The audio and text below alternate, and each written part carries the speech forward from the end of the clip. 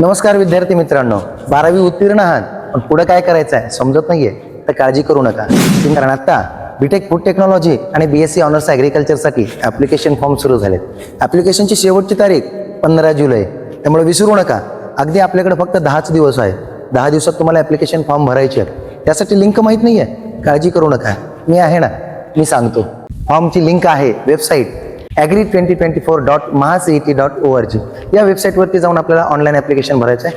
Application भरण्यासाठी कसलीही fee लागत नाहीये. ॲडमिशन प्रोसेसमधल्या महत्त्वाच्या तारखा मी तुम्हाला सांगणार आहे, नोट डाऊन करून घ्या. ॲप्लिकेशन फॉर्म सुरू झालेत आजपासून आणि त्याची तारीख आहे 15 तारखेला. फॉर्म फिलअप झाल्यानंतर प्रोव्हिजनल लिस्ट अर्थातच अंतरिम गुणवत्ता यादी ही 19 जुलैला लागणार आहे. 19 जुलैला सायंकाळी 5:30 नंतर आपली अंतरिम यादी लागणार आहे. आणि काही जणांचे ग्रॅव्हियन्स असतात, अर्थातच हरकती असतात. ते हरकती भरण्यासाठी आपल्याला 20 ते 22 जुलै म्हणजे अर्थातच 3 दिवस मिळणार आहे. ज्यांचे काही डॉक्युमेंट्स अपलोड करायचे राहिलेले आहेत किंवा काही जणांनी पोस्ट पावत्या अपलोड केलेल्या आहेत, तर त्या पुन्हा आपल्याला अपलोड करण्यासाठीची तारीख आहे 20 ते 22 जुलै. 20 ते 22 जुलै झाल्यानंतर तक्रार जी यादी लागणार आहे, म्हणजे तक्रार केल्यानंतर जे काही ग्रॅव्हियन्स पूर्ण झालेले आहेत त्यांची यादी लागणार आहे 23 तारखेला सायंकाळी 5:30 वाजता.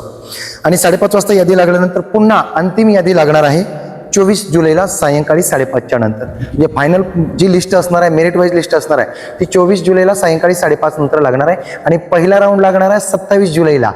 त्या दिवशी आपल्याला 5:30च्या नंतर ही यादी लागणार आहे. आणि 28 जुलैपासून आपलं ॲडमिशन सुरू होतं.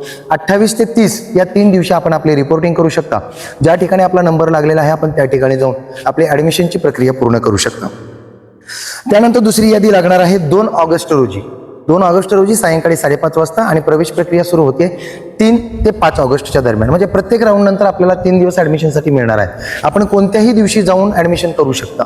3 ते 5 तारखेला सायंकाळी 5:30 वाजेपर्यंत आपल्याला ॲडमिशन करता येतं. त्यामुळे विचारपूर्वक ॲडमिशन करा. त्यानंतर तिसरी फेरी, तिसरा राऊंड जो लागणार आहे तो लागणार आहे 8 तारखेला सायंकाळी 5:30 नंतर. प्रत्येक याद्या ह्या सायंकाळी 5:30च्या नंतर लागणार आहे. त्यामुळे सायंकाळी अपडेट राहा आणि जशी यादी लागेल त्या पद्धतीनं तुम्ही तुमचं निकाल पाहू शकता किंवा लागलेले ॲडमिशन प्रोसेस पाहू शकता. रिपोर्टिंगचा कालावधी 8 तारखेला ॲडमिशनचा राऊंड लागल्यानंतर 9 ते 11 हे 3 दिवस आपल्याकडे ॲडमिशनसाठी असणार आहे. त्या 3 दिवसात तुम्हाला ॲडमिशन घ्यायचं सायंकाळी 5:30 वाजता. 9 ते 12 या दरम्यान, 9 ते 12 ऑगस्ट दरम्यान आपले जे काही डॉक्युमेंट्स राहिलेले असतील किंवा फीस राहिलेली असेल ते आपल्याला भरून प्रक्रिया पूर्ण करायची आहे. त्यानंतर स्पॉट राऊंड सुरू होतात. यावर्षी फक्त 3च राऊंड आहेत.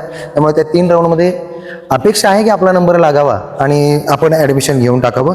त्यानंतर केंद्रीभूत केंद्रनिहाय प्रवेश फेरीसाठी रिक्त जागांची तपशीलवार यादी जाहीर होणार आहे. ती यादी जाहीर होणार आहे 13 ऑगस्ट रोजी सायंकाळी 5:30च्या नंतर. म्हणजे ज्या ठिकाणी काही कॉलेजेसमध्ये ॲडमिशन झालेले नसणार आहेत किंवा जर सीट्स रिकाम्या असतील तर ती यादी जाहीर होते आपली 13 तारखेला सायंकाळी 5:30 नंतर. आणि मॅनेजमेंट कोटा किंवा व्यवस्थापन कोटा जो आहे तो कोटा 23 ते 26 ऑगस्टच्या दरम्यान असणार आहे. ती देखील काळजी घ्या. आपल्याला जर मार्क्स कमी असतील, आपला नंबर कुठे लागलेला नसेल तर आपण महाविद्यालय स्तरावर देखील आपण ॲडमिशन घेऊ शकता 23 ते 26. आणि आपलं कॉलेज सुरू होते 16 ऑगस्ट. अर्थातच 15 ऑगस्ट स्वातंत्र्य दिन झाल्यानंतर दुसऱ्या दिवशीपासून तुमचं नवीन कॉलेज सुरू होणार आहे. प्रवेश प्रक्रिया ही सगळी 26 ऑगस्टला संपणार आहे, कारण स्पॉटचे जे राऊंड आहे ते त्या दरम्यान सुरू असणार आहे. धन्यवाद. अधिक माहितीसाठी आपण पुन्हा एकदा याच लिंकवरती भेटणार आहोत. तोपर्यंत नमस्कार.